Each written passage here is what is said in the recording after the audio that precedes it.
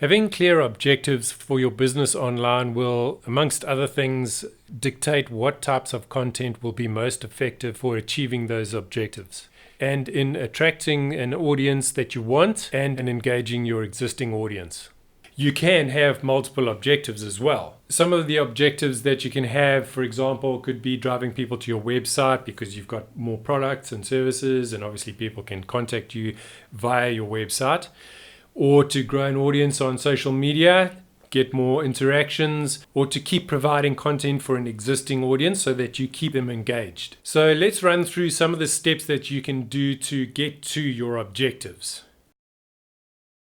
What type of content have you got in mind? Is it a video? Is it a photo? Is it a blog post or a news article? So some examples are things like a graphic or photo on Facebook. You post something there and invariably somebody's going to like and share it. So people aren't going to go anywhere else other than interacting with it there. And then it becomes more visible to other people who don't necessarily follow you. Posting a blog post or a tease news article will drive people to your website if that's where it resides. And then you're going to get traffic to your website. Then from a video point of view, you can post videos in Facebook like we do. And obviously you get good engagement there because Facebook loves to push their video content to their followers. And then on YouTube, you can have longer videos, build up an audience on YouTube specifically. But one of the benefits of having it on YouTube, you can embed it on your website. So don't think that you have to rely on people just on YouTube browsing and finding content, that they're going to stumble on your content there. You can drive them through your website. Again, you can use social to get them there, get social to get them to YouTube.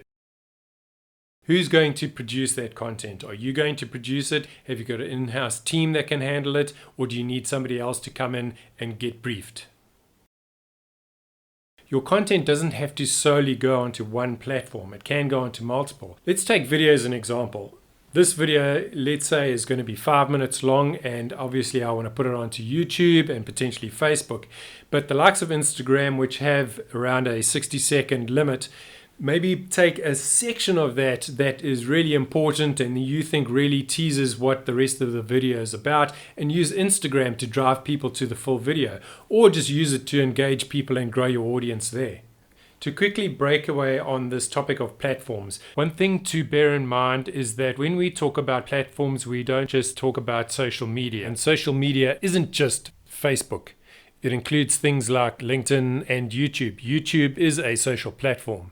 But platforms will also include your website. And it's a really valuable platform because you are the one who's dictating what content is on there. And one of the things that your website analytics, usually Google Analytics, will provide is a lot more comprehensive information about what people are doing on your website. You also have the ability to control how long somebody stays on there, compared to something like Facebook, where the next best thing in the timeline is going to attract their attention. From our day-to-day lives online, most of us have a good understanding of social media and the various platforms that are out there. But one that doesn't get spoken about a lot is LinkedIn. From a business-to-business point of view, LinkedIn is ideal for those types of objectives. And growing your audience on there is key to getting your business talking to other businesses and other business owners. So whether it's you or your staff members, get on there, get active, get interacting, and get your business to post content on their page. But most importantly, get you and your staff sharing that content, because LinkedIn is about the people. Yes, it's corporate. Yes, it's business orientated, but it's the people that interact with people. Your business doesn't do the communicating with other people. It's you and your staff members that can make a difference in getting people to see what your business has to offer and the skills that you have to offer. So the different platforms need a slightly different treatment of that content, and you can take one piece of content and distribute it onto all of them, but in a slightly different way. Now, how are people going to find your content? You can't just assume that people are waiting online for your content to drop. Are you going to rely on an existing audience, like on Facebook, that are already following you and therefore a captive audience that are going to see it and potentially share it? Are you hoping that people that go to your website are going to see it there? Where are they going to find it? Maybe you need to do some paid boosting on it. That's all content marketing, which is another topic altogether.